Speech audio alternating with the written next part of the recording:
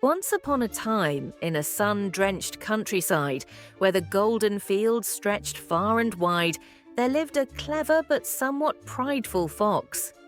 His coat was a striking shade of fiery orange, his bushy tail swayed gracefully behind him, and his sharp eyes gleamed with wit and curiosity.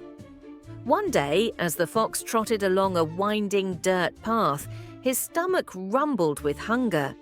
He had spent the morning searching for food, but had found nothing to satisfy his gnawing appetite.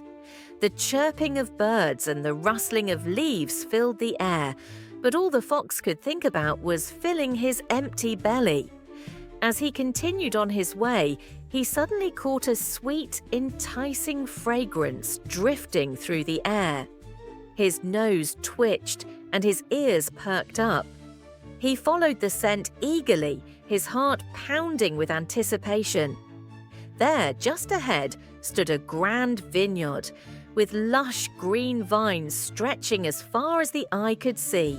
And hanging from one of the tallest branches were the most plump, glistening grapes he had ever seen. His mouth watered at the sight. The grapes were a deep, rich purple, their skins shining under the golden rays of the sun. He could almost taste their sweet, juicy flavor. Without a moment's hesitation, he sprang forward, ready to claim his delicious prize. But there was one problem. The grapes were hanging high, much higher than the fox had anticipated. He narrowed his eyes, gauging the distance. They were just out of his reach, taunting him with their delicious promise. But the fox was not one to give up easily. He took a few steps back, steadied himself, and leaped into the air, his paws stretching forward in a desperate attempt to snatch the grapes. Alas, he missed. He landed back on the ground with a soft thud, shaking himself off. He would not be discouraged. He was agile. He was clever. Surely he just needed a better strategy. He crouched low, wiggling his hind legs, and then pounced again with even greater force. Still, the grapes remained just beyond his grasp. Determined, the fox tried again. He took a running start, his legs pumping furiously against the earth, and he leaped as high as he could. His claws swiped at the air, mere inches away from the grapes. But again, he fell short, landing back on the ground, panting from the effort. Frustration began to creep in. The fox growled under his breath, his tail flicking back and forth. He paced beneath the vine, glancing up at the grapes with a scowl. Why were they hanging so impossibly high?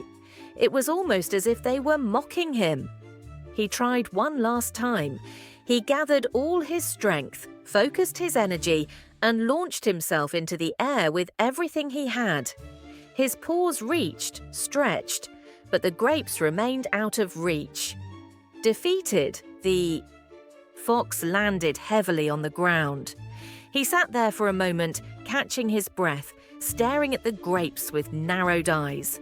And then, with a scoff, he turned his nose up and huffed, his voice laced with disdain. Those grapes are probably sour anyway. I wouldn't want them even if I could reach them. Who needs such bitter fruit? With a flick of his tail, he turned away, striding off as if he had never been interested in the first place. He walked with his head held high, but deep down, a small pang of disappointment gnawed at him. And so the fox vanished into the woods, leaving the grapes to hang untouched, their sweet fragrance lingering in the air.